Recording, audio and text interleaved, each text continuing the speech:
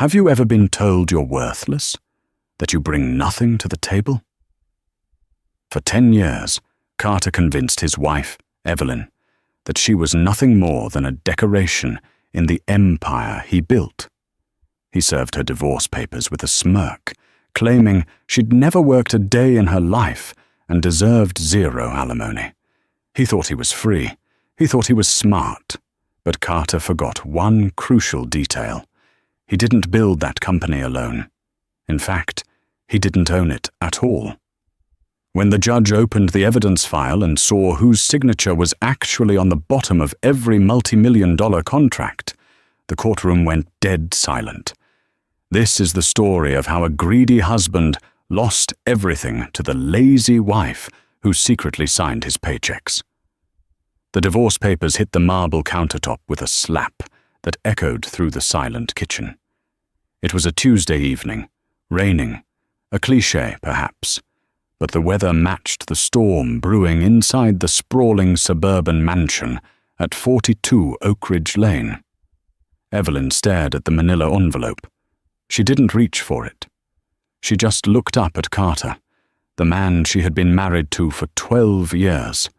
He was adjusting his cufflinks, his face set in a mask of bored irritation, as if ending their marriage was just another item on his to-do list, somewhere between pick up dry cleaning and fire the intern. "It's done, Evie," Carter said, his voice smooth, devoid of any real emotion. "Don't make a scene. I've been generous, all things considered. But let's not pretend this comes as a shock." Evelyn, holding a dish rag she had been using to wipe down the pristine counters, finally spoke. Her voice was quiet, steady. "A shock?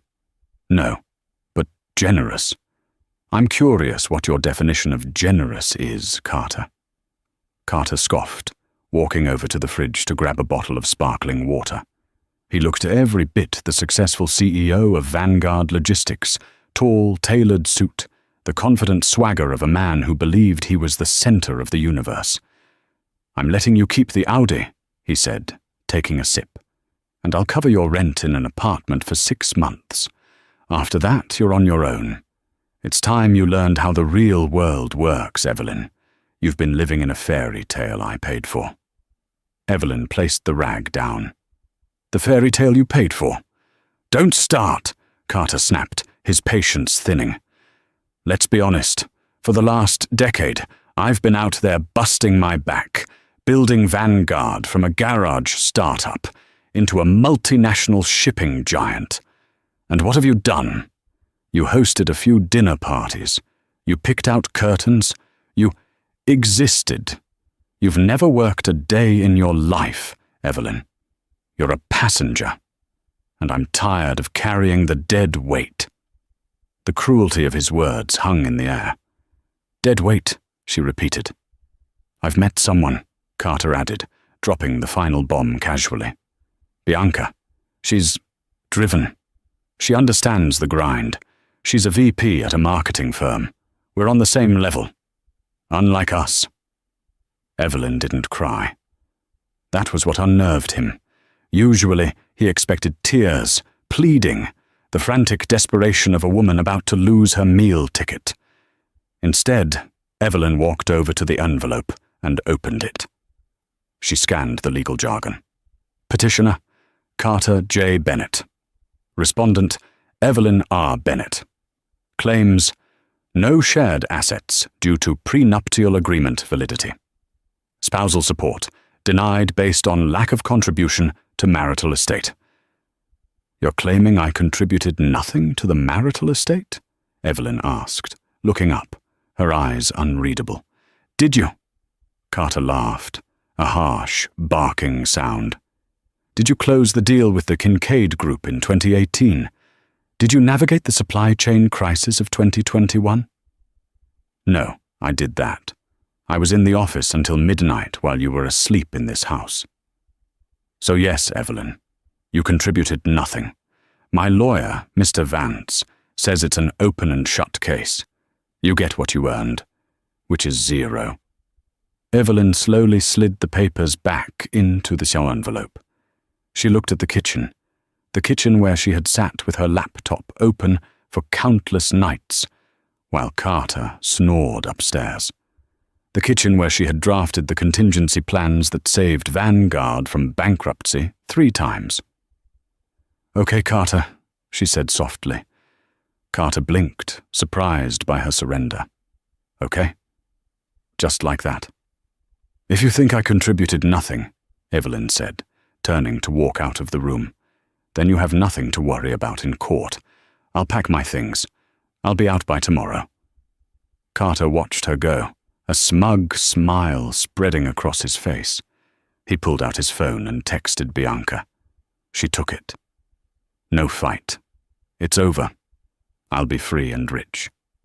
"Dinner at 8? He had no idea that the moment Evelyn walked into the guest bedroom, she didn't reach for a suitcase. She reached for her safe. She dialed the combination, 042211, and pulled out a thick, black binder. She flipped it open to a document dated 10 years ago. It wasn't a marriage certificate. It was a founding charter. And on the bottom line, where the majority shareholder signature belonged, it didn't say Carter Bennett. It said E.R. Bennett, trustee for the Chimera Group. Evelyn smiled for the first time that night. "You want to talk about work, Carter? Let's talk about work." The following weeks were a whirlwind of humiliation for Evelyn, at least from the outside looking in. Carter wasted no time. 2 days after Evelyn moved into a modest, short-term rental downtown, Bianca moved into the Oak Ridge mansion. Carter felt invincible. Vanguard Logistics was posting record numbers for Q3. His lawyer, the shark-like Harrison Vance, assured him that Evelyn had rolled over. "She hasn't even hired a high-profile attorney," Vance told Carter over scotch in his downtown office. "I checked the docket. She's representing herself initially, likely to save money, then retained some no-name guy from a strip mall firm. A Mr. Baxter. Never heard of him. Carter, this is going to be a slaughter." Carter swirled his drink. "She knows she has no leg to stand on. She's probably just hoping I'll take pity on her and throw her a bone. Maybe I'll give her the old Toyota." They both laughed. Back at the mansion, Bianca was already redecorating. She was a sharp-featured woman, attractive, but with eyes that constantly scanned the room for price tags. "We need to get rid of this office furniture," Bianca said, standing in the study. "Evelyn's old sanctuary. It's too vintage. We need glass and chrome, something that screams power couple." Carter came up behind her, wrapping his arms around her waist. "Whatever you want, babe. You're the lady of the house now." "I saw her mail is still coming here," Bianca noted, wrinkling her nose. "Some bank statements from CG Holdings?" "What is that?" Carter shrugged. "Probably some catalogue she subscribed to, or maybe a charity. Evelyn was always donating my money to save the whales or whatever. Throw it out." Bianca tossed the unopened envelope into the shredder. As the blades chewed through the paper, neither of them noticed the confidential board of directors stamp on the back of the envelope. 3 weeks before the court date, things at Vanguard Logistics started to get weird. It started with small things. Carter tried to access the executive override folder on the company server to approve a risky loan for a new yacht he wanted to buy to celebrate the divorce. Access denied. Contact administrator. "What the hell?" Carter muttered, slamming his mouse. He called IT. "Reset my permissions," he barked. "I'm the CEO. Why am I locked out of the finance drive?" "I'm sorry, Mr. Bennett," the nervous tech stammered on the other end. "The system says your clearance level is level 2 managerial. The finance drive requires level 1 owner clearance." "I am the owner," Carter screamed. "Fix it." I can't, sir. The system says the root access is controlled by an external IP, the architect." "Who the hell is the architect?" Carter stormed out of his office. He assumed it was a glitch. He was too busy preparing for the Kincaid Merger Part 2, a massive deal that would double the company's size, to worry about IT bugs. He had a meeting with the Kincaid representatives that afternoon. He walked into the conference room, flashing his winning smile. "Gentlemen, ready to sign?" The Kincaid brothers, two serious men in grey suits, looked at him with confusion. "Sign what, Carter?" the older brother, Thomas, asked. "We haven't received the final approval from the holding company yet." Carter paused. "The holding company? Vanguard is independent. I make the approvals." Thomas exchanged a look with his brother. "Carter, look at the header of your own contracts. Vanguard Logistics is a wholly owned subsidiary of Chimera Group. We can't move forward without the signature of the Chimera representative. We were told she would be reviewing the terms today." "She?" Carter felt a cold drop of sweat slide down his back. "Who is she?" "We don't know," Thomas said. "We just know the paperwork always comes back signed by ERB. We assumed you knew who your boss was." Carter laughed nervously. Of course. Just a formality. A silent partner from the early days. I'll get the signature. Don't worry." He left the meeting in a panic. He rushed to his lawyer's office. "Vance, dig up the original incorporation papers for Vanguard. Now!" "Why?" Vance asked. "We're prepping for the divorce hearing." "Just do it. Who is Chimera Group?" Vance typed away on his computer. "Chimera Group, registered in Delaware. Shell company. Looks like it holds the intellectual property rights to your logistics software, the lease on your building and, well, damn near everything. But the ownership is blind. It's protected by a trust." "Well, who runs the trust?" Carter demanded. "It doesn't say," Vance said. "But don't worry about it, Carter. Even if there is a silent partner, the divorce is about your assets versus Evelyn's.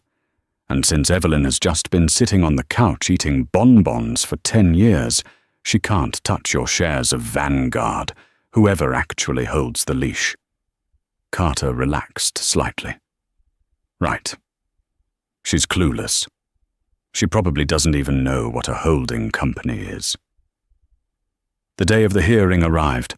The sky was grey and heavy. Carter arrived at the courthouse in his Porsche, Bianca on his arm. He looked like $1 million. Evelyn arrived in a taxi. She wore a simple navy suit. She carried no purse, just a single thin file folder. Beside her walked Mr. Baxter, an elderly man with messy white hair and a rumpled suit who looked like he had just woken up from a nap. Carter smirked as they passed each other on the courthouse steps. "Nice lawyer, Evie.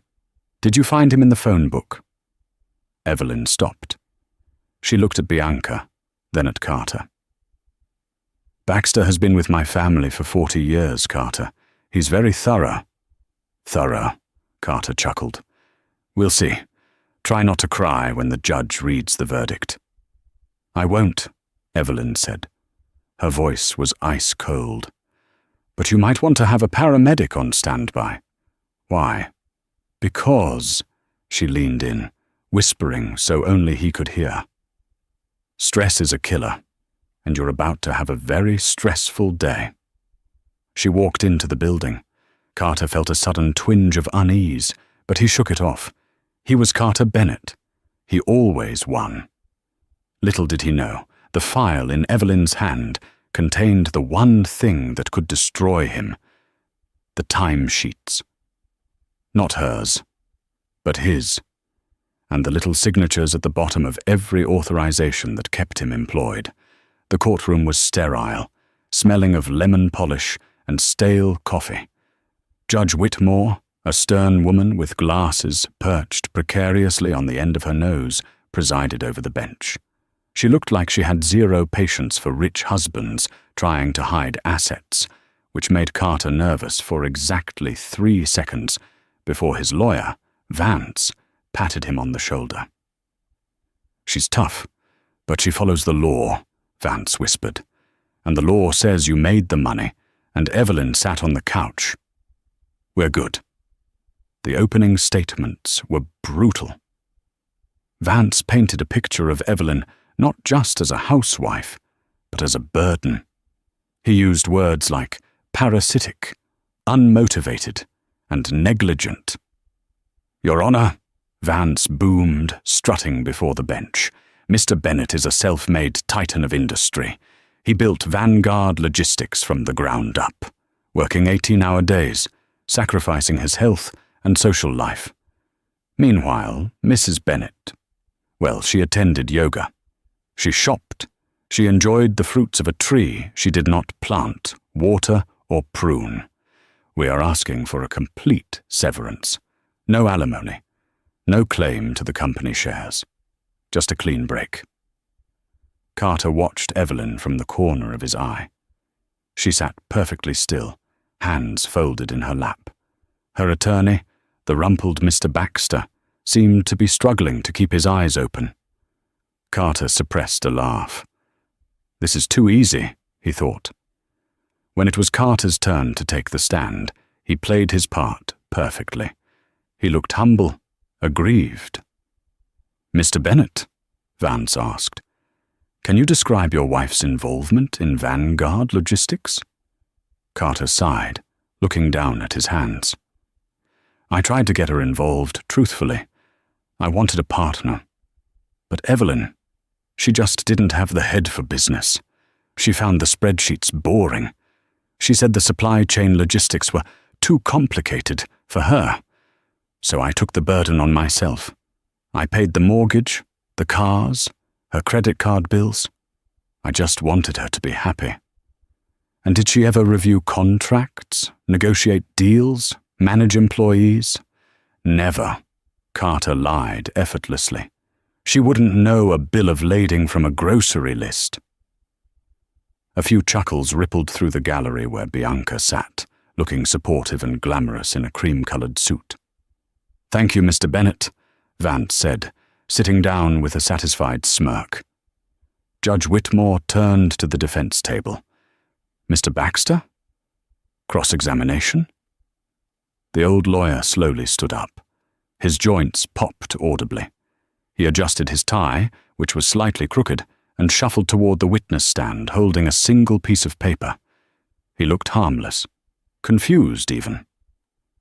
Mr. Bennett, Baxter's voice was raspy, like dry leaves.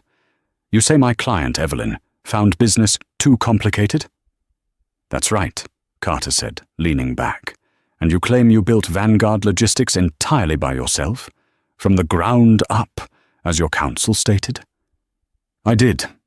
I wrote the business plan in my garage in 2012. Baxter nodded slowly. 2012. A good year. And tell me, Mr. Bennett, what is the core technology that allows Vanguard to beat its competitors? It's the Route Master algorithm, isn't it? The code that predicts shipping delays before they happen? Yes, Carter said, puffed up with pride. It's proprietary technology. I oversaw its development personally. You oversaw it, Baxter repeated. He walked back to his table and picked up a thick, leather-bound book. It looked old. Mr. Bennett, do you know how to code in Python or C++? Carter frowned. I'm the CEO. I hire people to code. I don't need to know the syntax. So you didn't write the algorithm? I conceptualized it, Carter snapped. I gave the instructions. Baxter smiled. It wasn't a nice smile. It was the smile of a wolf that had just cornered a rabbit. Your Honor, Baxter addressed the judge, I would like to submit Defense Exhibit A. This is the original coding notebook for the Route Master algorithm, dated 2011. 1 year before, Mr. Bennett claims he conceptualized it. Baxter handed the notebook to the bailiff, who handed it to the judge.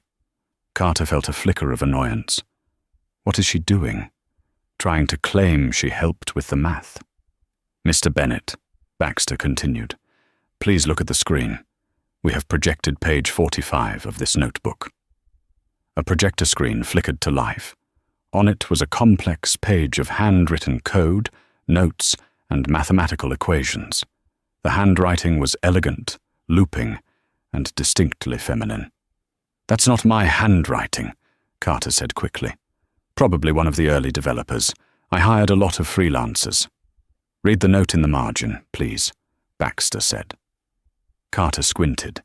In the margin, written in red ink next to a complex equation, were the words, "Carter is going to be hungry when he gets home. Remind him to eat before explaining how the variable intake loop works. He gets cranky when he doesn't understand the math." The courtroom went silent. "That looks like a personal note, Mr. Bennett," Baxter said, "written by the person who created the code that made you rich. Do you recognize the handwriting now?" Carter swallowed hard. He did. He recognized it from birthday cards, from grocery lists, from the notes left on the fridge. It resembles Evelyn's," Carter whispered. "Resembles?" Baxter pulled another document. "Exhibit B, the copyright registration for the root master source code, dated 2011. Registered owner, Evelyn R. Bennett. Assigned for use, not ownership, to Vanguard Logistics via a licensing agreement." "Objection!" Vance stood up, looking flustered. "Ambush! We haven't seen these documents." "They were in the discovery files sent to your office 3 weeks ago," Baxter said calmly. "Perhaps if you hadn't assumed my client was a lazy housewife, you would have opened the box marked Intellectual Property." Judge Whitmore lowered her glasses. She looked at Carter, then at the notebook. "Mr. Bennett, are you telling this court that the proprietary technology your entire company is based on belongs to your wife?" "No, she just took notes for me," Carter stammered, sweat breaking out on his forehead. "I dictated it. She was just a secretary." "A secretary?" Baxter's voice suddenly lost its rasp. It became sharp, commanding. "Let's test that theory. Mr. Bennett, please explain to the court how the route master handles the traveling salesman problem regarding fuel efficiency in icy conditions. It's on page 50 of the code." Carter froze. He opened his mouth. He closed it. He knew the buzzwords: synergy, optimization, bandwidth. He didn't know the math. He had never known the math. Evelyn had always handled the back-end stuff while he played golf with clients. It's technical," Carter mumbled. "Evelyn?"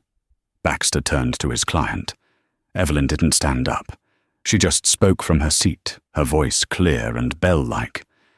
"It utilizes a heuristic ant colony optimization algorithm, Your Honor. Specifically, it adjusts the pheromone trail variables based on meteorological data inputs to reroute trucks before they hit the storm front, saving approximately 12% on fuel costs." Judge Whitmore looked at Evelyn, impressed. Then she looked at Carter, who was turning a deep shade of red. "It appears," the judge said dryly, "that the secretary knows more about your business than you do, Mr. Bennett." "This is irrelevant," Carter shouted, losing his cool. "So she wrote some code 10 years ago. That doesn't mean she ran the company. I made the deals. I signed the contracts. I am the face of Vanguard." Baxter returned to his table and picked up the heavy black binder Evelyn had taken from the safe. "You signed the contracts, Mr. Bennett?" Baxter asked softly. "Are you sure about that?" The air in the courtroom had shifted. The snickers from the gallery had stopped. Bianca was no longer smiling.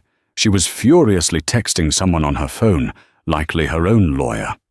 "Of course I signed them," Carter spat. "I signed the lease for the headquarters. I signed the deal with Amazon. I signed the Kincaid merger." "Let's look at the headquarters lease," Baxter said. "Exhibit C." He projected the document. It was a standard commercial lease for the massive glass building Vanguard occupied. Tenant, Vanguard Logistics. Guarantor, The Chimera Group. Signed, Carter J. Bennett, tenant. Countersigned, E.R. Bennett, guarantor. You signed as the tenant, Baxter explained. But the landlord wouldn't lease to a startup with no credit.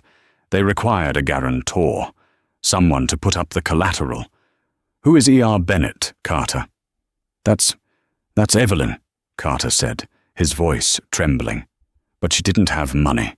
She used my money to guarantee it. Incorrect, Baxter said. Evelyn inherited a modest sum from her grandmother in 2010. $50,000. Not a fortune. But she invested it. She formed the Chimera Group.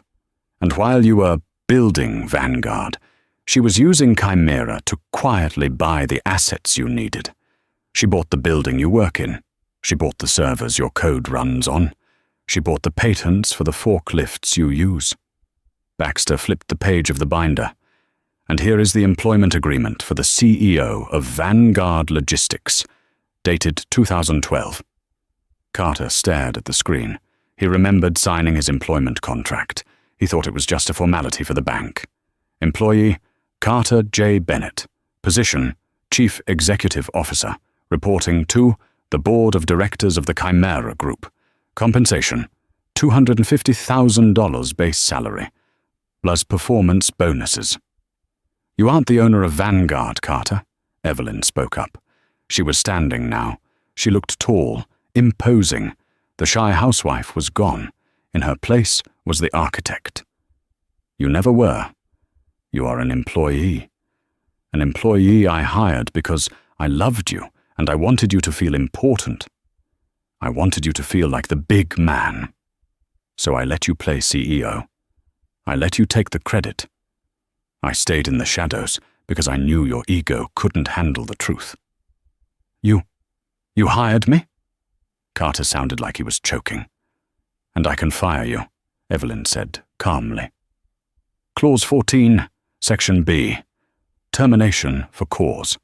Infidelity and actions damaging to the company reputation are grounds for immediate dismissal without severance. This is a lie, Carter screamed, slamming his hand on the witness stand. I own 51% of the shares. I have the certificates. Mr. Baxter, Evelyn nodded to her lawyer. Exhibit D, Baxter said, dropping the bomb.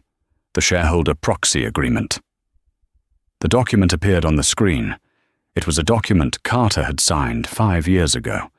He had been drunk, celebrating a huge win that Evelyn had orchestrated.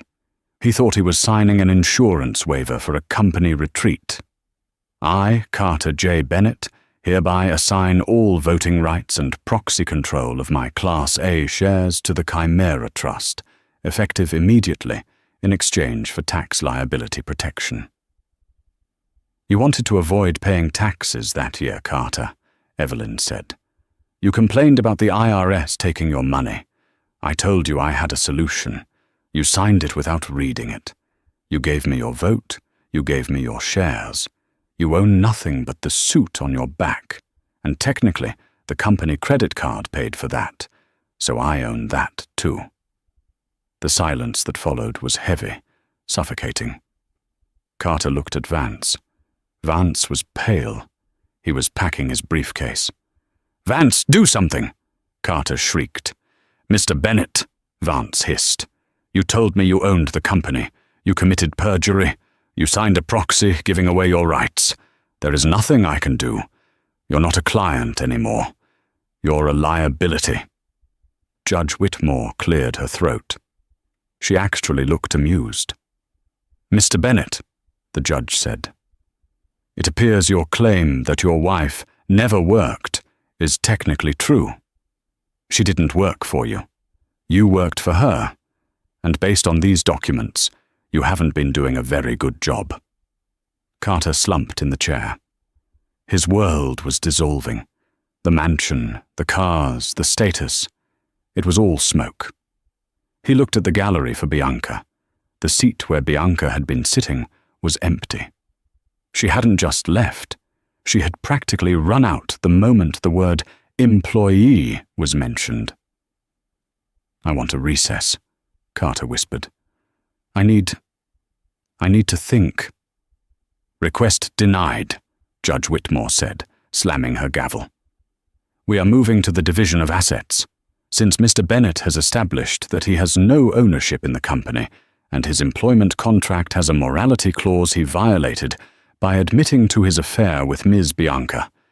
Ms. Bennett? Yes, Your Honor, Evelyn asked. What is your proposal for the settlement? Evelyn walked to the front of the courtroom. She placed her hands on the table. She didn't look angry. She looked like a CEO making a difficult but necessary cut. I am willing to be generous, Evelyn said, echoing Carter's words from the kitchen. I will not sue him for the mismanagement of company funds regarding his business dinners with his mistress. I will allow him to keep his personal vehicle once he pays off the lease, which is in the company name. But as for Vanguard... She paused, locking eyes with her terrified husband. I'm accepting his resignation, effective immediately. You can't do this, Carter wailed. Vanguard is me. The clients know me. If you fire me, the company collapses. Evelyn smiled. Oh, Carter, you really didn't read the file, did you? The Kincaid Group? The deal you were so proud of? They didn't sign with Vanguard. They signed with Chimera. They know who runs the show. They've been emailing me for months, asking when I was going to get rid of the middleman. She leaned in close. You're the middleman, Carter, and you've just been cut out. But the drama wasn't over. As Carter sat there, broken and hyperventilating, the double doors of the courtroom burst open.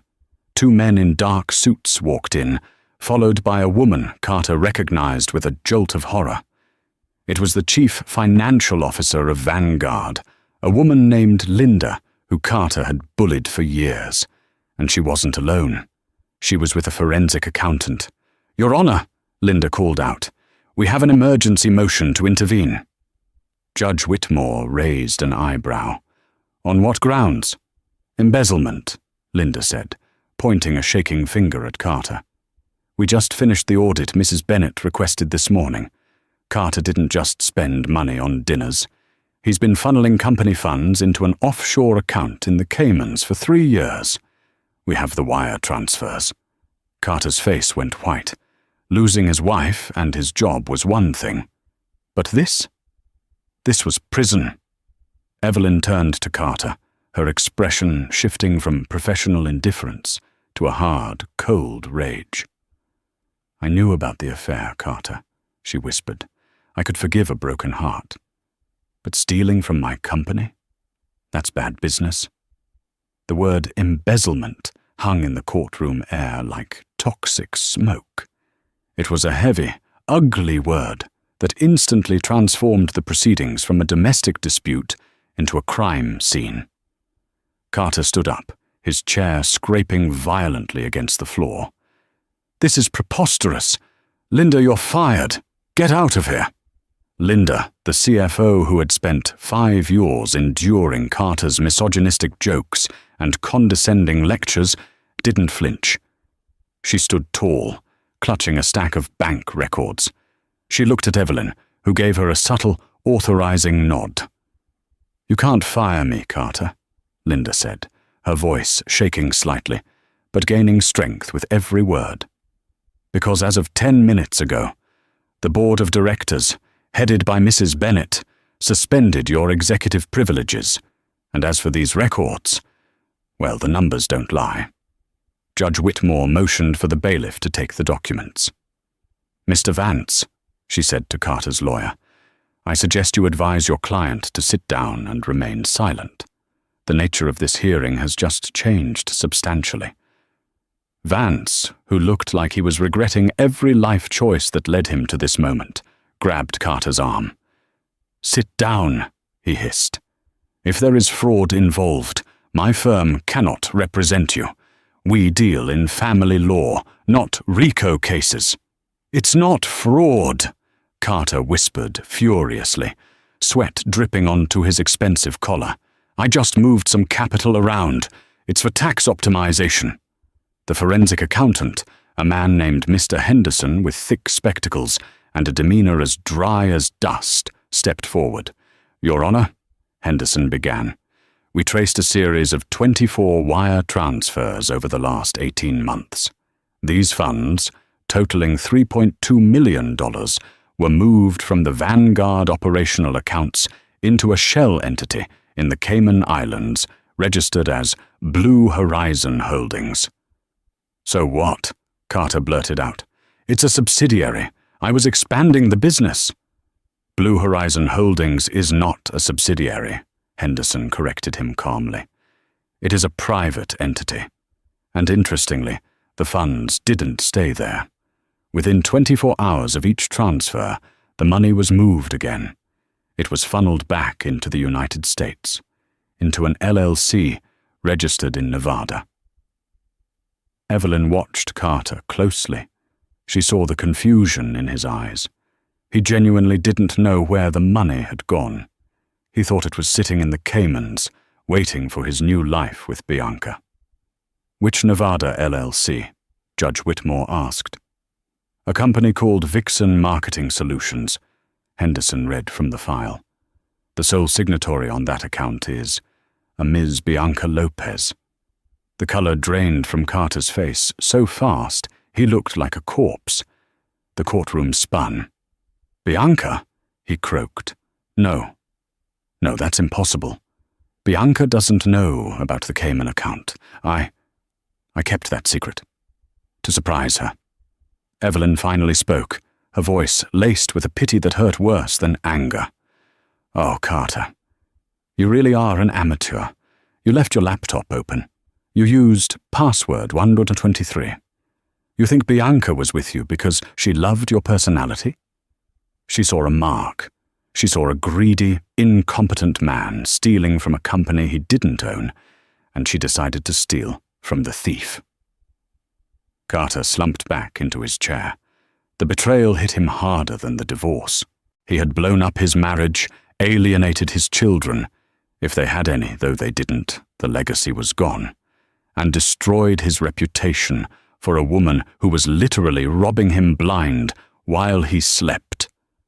"Where is she?" Carter whispered. "Where is Bianca?" "We believe," Linda interjected, "that Ms. Lopez is currently on a flight to Brazil. She liquidated the Vixen marketing account this morning, about an hour before the hearing started." Carter put his head in his hands.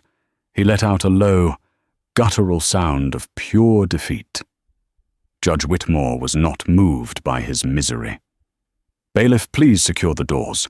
I am issuing a bench warrant for Mr. Bennett's arrest regarding the misappropriation of marital and company assets. We will let the district attorney sort out the criminal charges, but until then, he is a flight risk."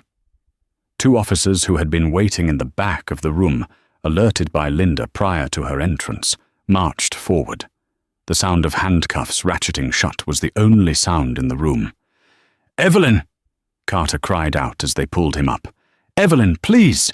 You can stop this! Tell them it was a misunderstanding. I'll sign everything over. I'll leave the country. Just don't let them put me in a cage." Evelyn stood up. She walked over to him.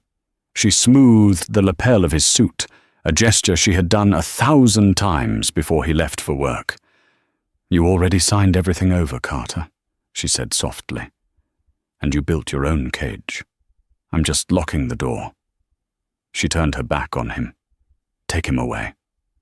As Carter was dragged out, screaming about his rights and cursing Bianca's name, Evelyn took a deep breath. She looked at Mr. Baxter, her disheveled lawyer. "Good work, Baxter." "All in a day's work, Mrs. Bennett." The old man winked. "Or should I say, CEO Bennett." "Not yet," Evelyn said, her eyes hardening. "Now comes the hard part.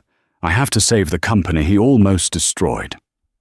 2 hours later, a black town car pulled up to the glass-fronted building of Vanguard Logistics. It was raining harder now, a cleansing storm washing away the dirt of the past decade. Evelyn stepped out. She wasn't wearing the soft cardigans the staff was used to seeing her in during the company Christmas parties. She was wearing a sharp charcoal blazer, her hair pulled back in a severe, commanding bun. She walked through the revolving doors. The receptionist, a young woman named Jenny, looked up and smiled hesitantly. "Oh, hi, Mrs. Bennett. Are you here to drop off Carter's lunch? He's not back from court yet." "I know," Evelyn said, not breaking stride. "Call an all-hands meeting. The atrium, 5 minutes. Everyone." I can't authorize that," Jenny stammered. "Only Mr. Bennett or the VPs can call an all-hands." Evelyn stopped. She placed a hand on the reception desk. "Jenny, send the email. Use the emergency override code, Chimera Alpha 1. Jenny's eyes went wide. That was the God mode code, the one the IT guys whispered about. She typed it in. The building's PA system chimed. "Attention all staff. Mandatory meeting in the atrium. Immediately." 5 minutes later, 300 confused employees were gathered in the lobby. Whispers rippled through the crowd. They had seen the news alerts on their phones. CEO arrested. Embezzlement scandal. Mistress on the run. Panic was setting in. Evelyn stood on the mezzanine balcony overlooking the lobby. Linda stood to her right. The head of IT, a nervous man named Gary, stood to her left. "Quiet, please," Evelyn said. She didn't shout, but the acoustics of the building carried her voice to every corner. The room fell silent. They looked at the housewife.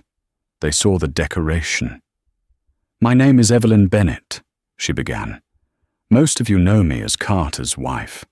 Some of you know me as the woman who brings cookies in December, but none of you know who I really am."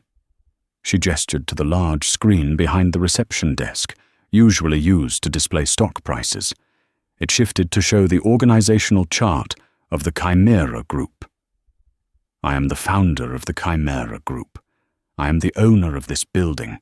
I wrote the code that runs your servers, and effective immediately, I am assuming the role of Chief Executive Officer of Vanguard Logistics."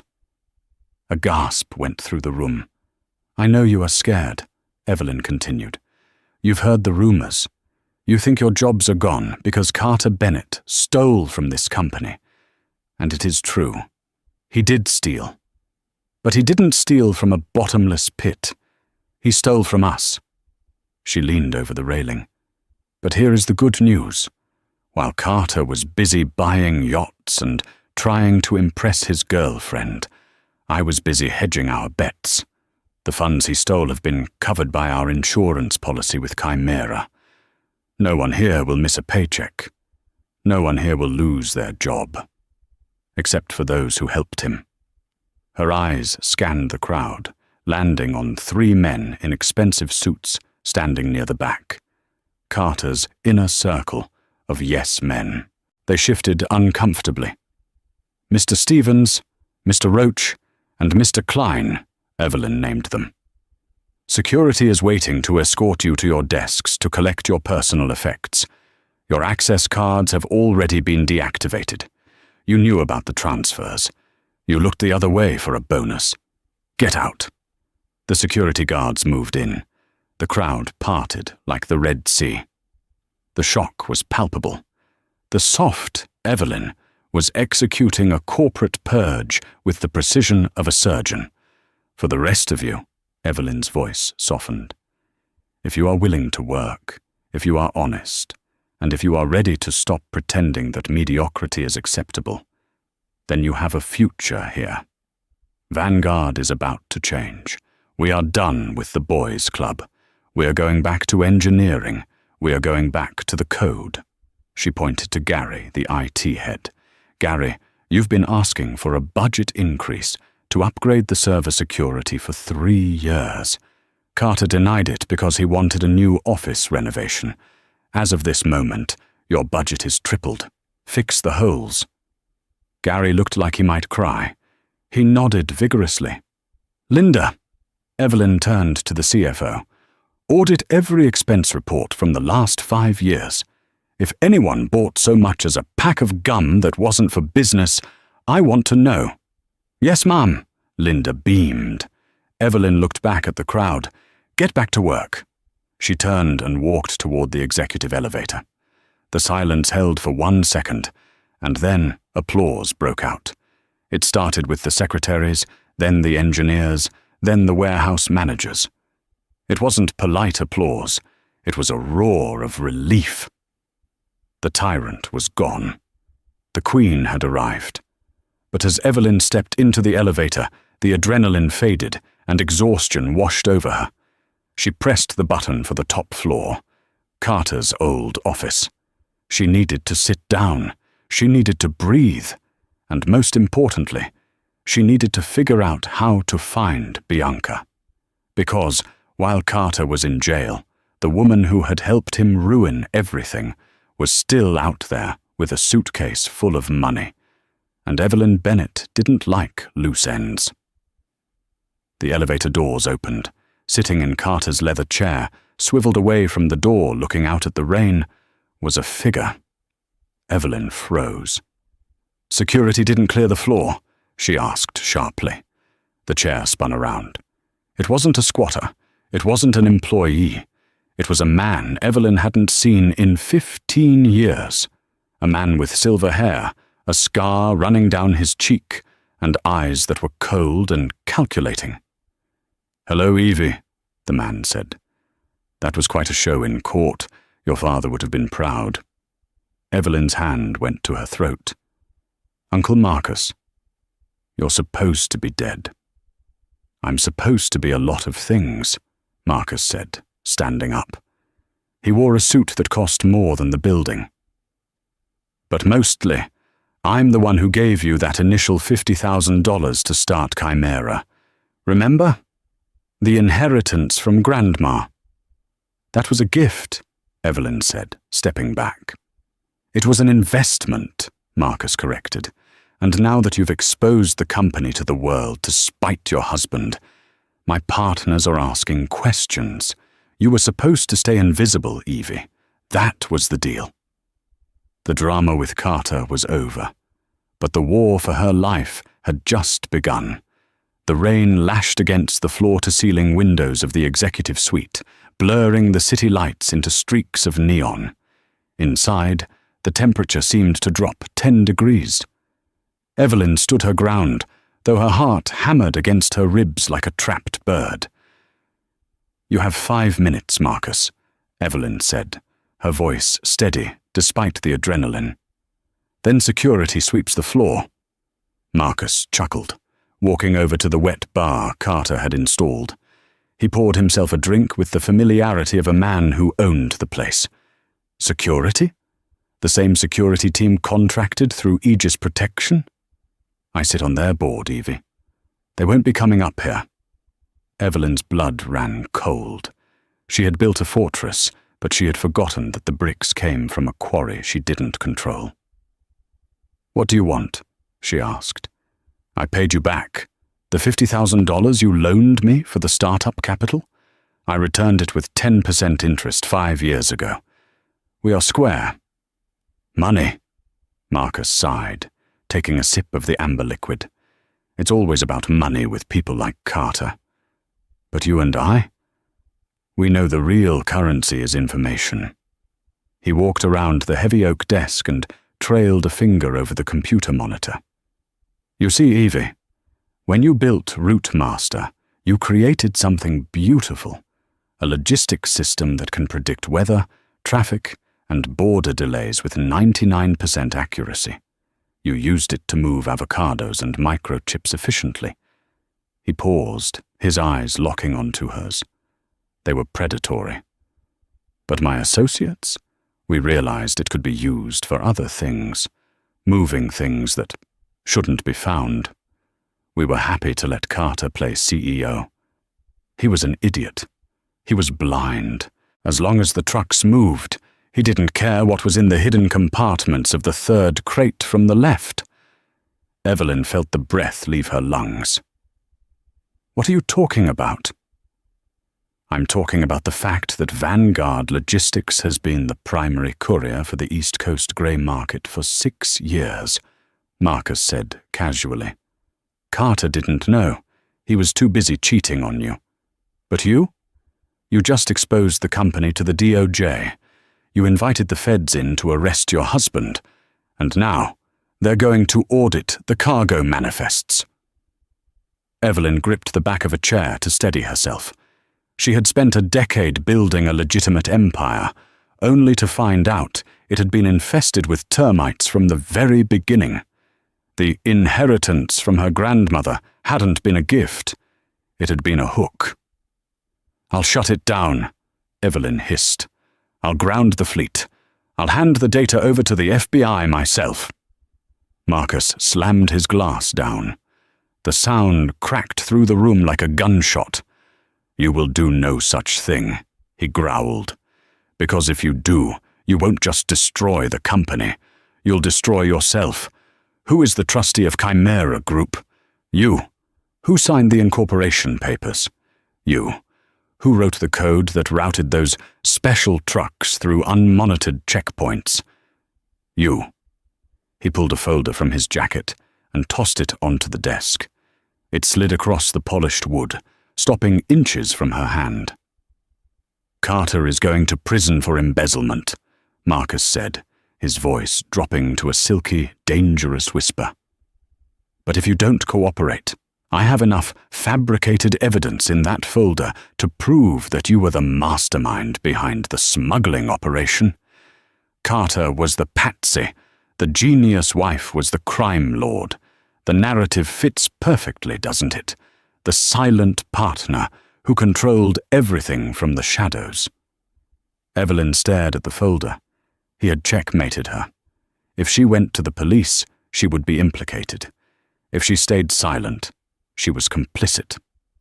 "So," Marcus buttoned his jacket, his composure returning. "Here is the deal. You keep playing the CEO. You keep the trucks moving. But you give me the backdoor key to the route master source code.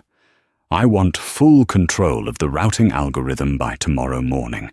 If I have that, I can scrub the history before the forensic accountants find it. And if I refuse, then I release the file," Marcus said, walking toward the elevator. "And you can join your husband in a cell. Only, the people I work for, they usually get to witnesses before the trial starts." The elevator dinged.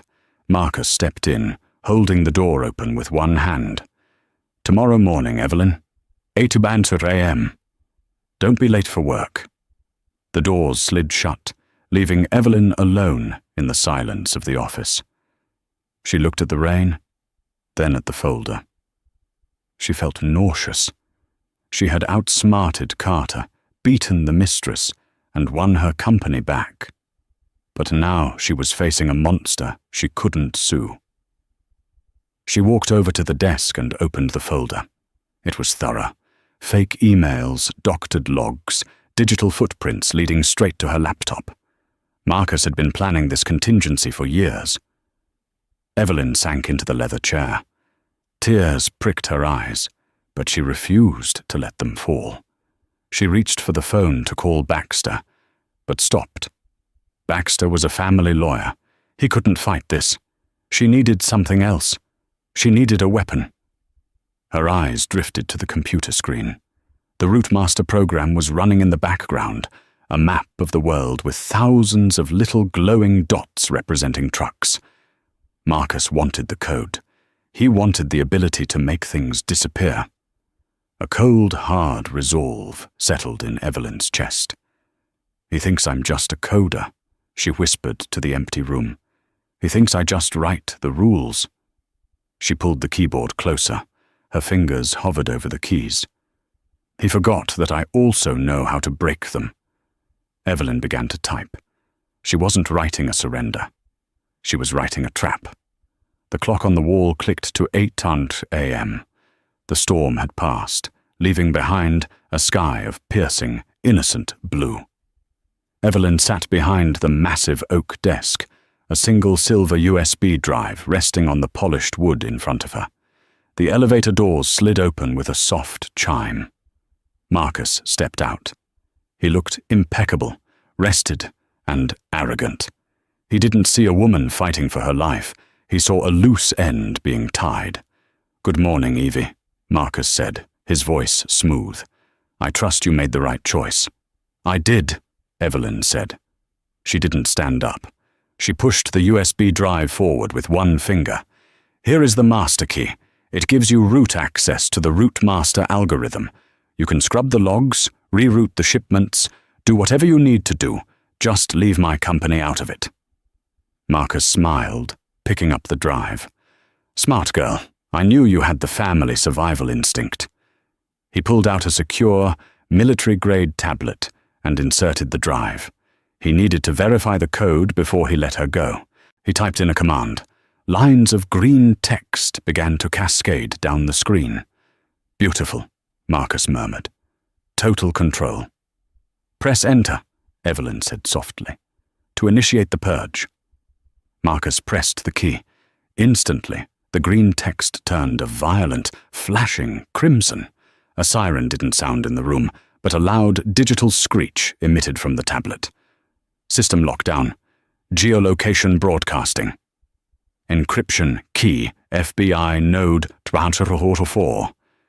Marcus looked up, his face twisting in confusion. "What did you do?" "You said you wanted the back door key," Evelyn said, standing up and smoothing her blazer. "I gave it to you, but I didn't tell you where the door led. You see, Marcus, when I wrote the original code 10 years ago, I built in a poison pill protocol. It detects unauthorized route access, specifically from the IP addresses associated with your shell companies." You set me up!" Marcus frantically tried to eject the drive, but the tablet was frozen. "That drive didn't just give you access," Evelyn continued, walking around the desk.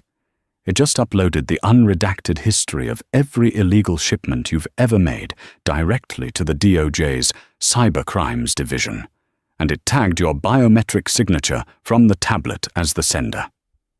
"I own the security," Marcus roared, reaching inside his jacket for a weapon. "Drop it!"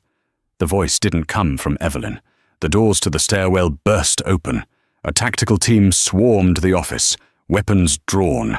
They weren't private security. The letters on their vests read FBI. "Marcus Thorne," the lead agent shouted. "Hands where we can see them. You are under arrest for racketeering, smuggling, and conspiracy." Marcus froze. He looked at the agents, then back at Evelyn. The color drained from his face. He realized, too late, that the housewife he had mocked had been playing a game of 4D chess while he was playing checkers. "You'll regret this," Marcus spat as they cuffed him. "Carter will talk. He'll drag you down." Evelyn walked up to him, her expression serene. "Carter thinks the capital of Africa is A. Carter doesn't know anything. And you? You're just a ghost story that finally got caught in the light." As they dragged Marcus away, Evelyn walked to the window. Down below, she saw the flashing lights of the police cars. She saw the news vans setting up. Her phone buzzed. It was a text from Linda. "New board meeting scheduled for noon. The stock is actually UP 4% on the news of the corporate cleanup. We're calling it a new era of transparency." Evelyn smiled. She was alone in the office, but for the first time in 12 years, she wasn't lonely. She was free. The husband who belittled her was in a cell. The mistress who robbed them was being hunted by Interpol, and the uncle who tried to blackmail her was in federal custody. She sat down in the CEO's chair, her chair, and opened her laptop. She had a company to run. And that is how Evelyn Bennett went from a silenced wife to the undisputed queen of her own empire. Carter thought he was the wolf of Wall Street, but he forgot that the wolf is just a noisy predator. It's the architect who builds the trap that truly holds the power. Evelyn's story is a brutal reminder. Never mistake silence for weakness, and never assume that the person quietly supporting you from the shadows isn't the one holding the flashlight and the batteries. If you enjoyed this story of supreme revenge and justice, please smash that like button. It really helps the channel grow. And don't forget to subscribe and hit the bell icon so you never miss a new story. I want to hear from you in the comments. Have you ever been underestimated by someone close to you, only to prove them wrong later? Let me know your story down below. Thanks for watching, and I'll see you in the next video.